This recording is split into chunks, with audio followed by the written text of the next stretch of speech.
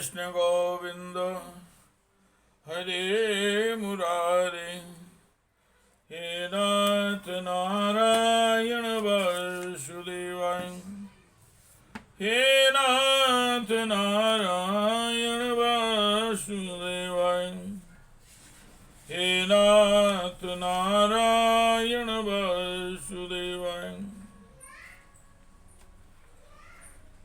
श्रीमद् भागवत मूल पाठ, श्रीमद् भागवत कथा का मूल पाठ चतुर्थ स्कंद का त्रयोदशो अध्याय, ध्रुव वंश का वर्णन और राजा अंग का चरित्र। श्री कृष्णाय नमः।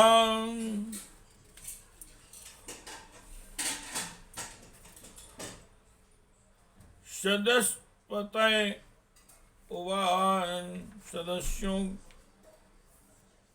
द्वारा बताया गया। सासनासन उद्यम्य मृगयुर्वन गोचरा, हन्ति साधुर्मृगान्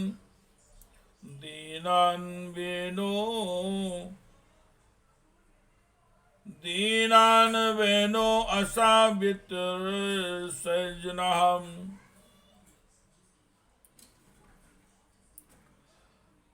हन्ति साधुर्मृगान् दीनान् वेनो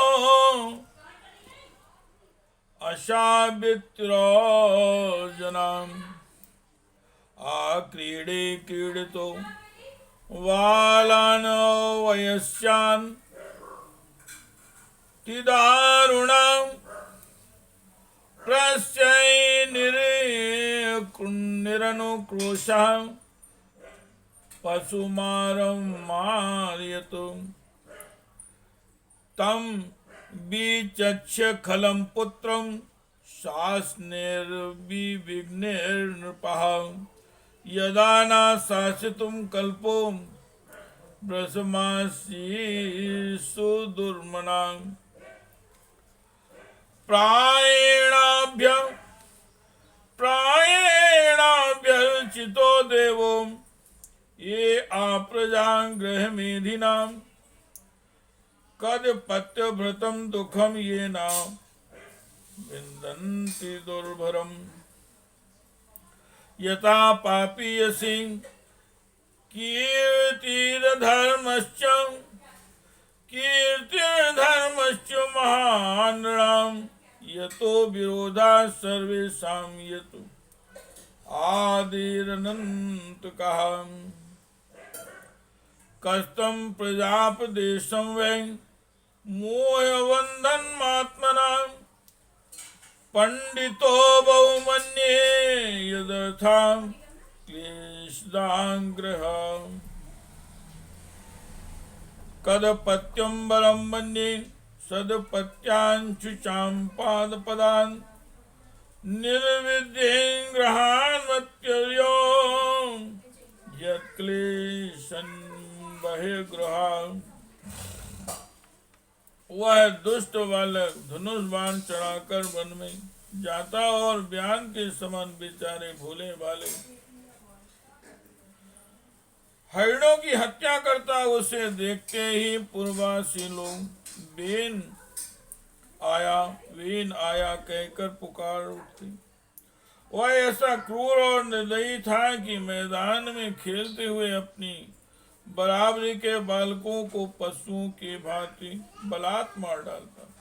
बेन की ऐसी दुष्ट प्रकृति देखकर महाराज अंग ने उसे तरह तरह से सुधारने की चेष्टा की, परंतु वे उसे सुमार्ग पर लाने में समर्थ न हुए। उससे उन्हें बड़ा ही दुख हुआ था। वे मन ही मन कहने लगे, जिन गृहस्थों के पुत्र नहीं हैं उन्हें अवश्य पूर्व जन्म में श्री हरि की आराधना की होगी। इसी से उन्हें कुपूत की करतूतों से होने वाले असह्य क्लेश नहीं सहने पड़ते हैं। जिसके करने से माता पिता का सारा श्रेयस मिट्टी में मिल जाए, उन्हें धर्म का भागी होना पड़े, उन्हें अधर्म का भागी होना पड़े, सबसे विरोध हो जाए, कभी न छूटने वाली चिंता मोल लेनी पड़ी, पर और घर भी दुखदायी हो जाए, ऐसी नाम मात्र की संतान के लिए कौन समझदार पुरुष ललचावेगा। वह तो आत्मा के लिए एक प्रकार का मोहमय बंधन ही था। मैं तो सपूत की अपेक्षा कुपूत को ही अच्छा समझता हूँ, क्योंकि सपूत को छोड़ने में बड़ा क्लेश होता है। कपूत घर के को नरक बना देता है, इसलिए उससे सहज ही छुटकारा हो जाता है। हे कृष्ण गोविंद हरे मुरारे, हे नाथ नारायण वासुदेवाय, हे नाथ नारायण वासुदेवाय, हे नाथ नारायण वासुदेवाय। एवं सा निर्वर्णवना नपो ग्रहान्य शीतम उत्थाय महोदयोदयान, आलब्ध निद्रो अनुपलक्षितो नवहित्वागतो विंशुवं प्रसोक्तम्, विज्ञाय निर्वद्य गतं पतिं प्रजां, पुरोहितामात्य सुहृद गणादयां, विजिक्यरोऽन्व्याम् मतिशोकातरा यथा निगूढं पुरुषं कुयोगिनः,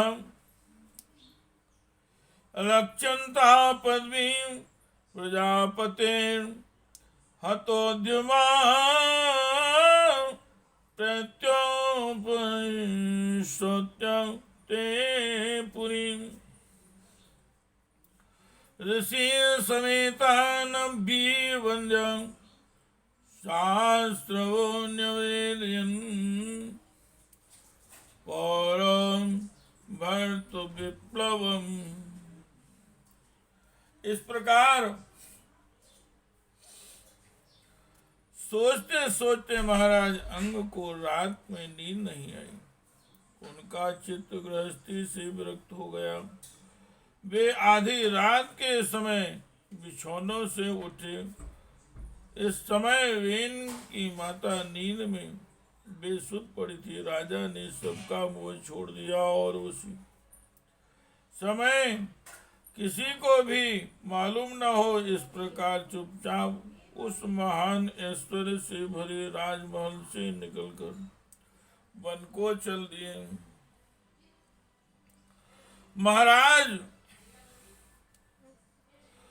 महाराज विरक्त होकर घर से निकल गए।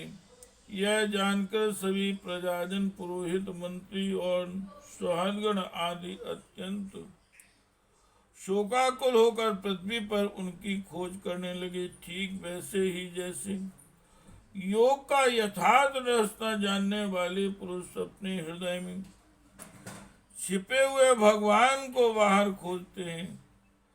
जब उन्हें अपने स्वामी का कहीं पता न लगा, तब वे निराश होकर नगर में लौट आए और वहां जो मुनिजन एकत्रित हुए थे उन्हें यथावत प्रणाम करके उन्होंने आंखों में आंसू भरकर महाराज के न मिलने का वृत्तांत सुनाया।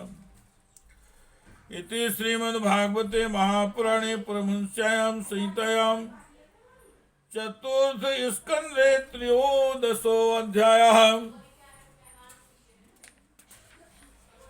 हे कृष्ण गोविंद हरे मुरारे, हे नाथ नारायण वासुदेवाय, हे नाथ नारायण वासुदेवाय, हे कृष्ण गोविंद हरे मुरारे, हे नाथ नारायण वासुदेवाय।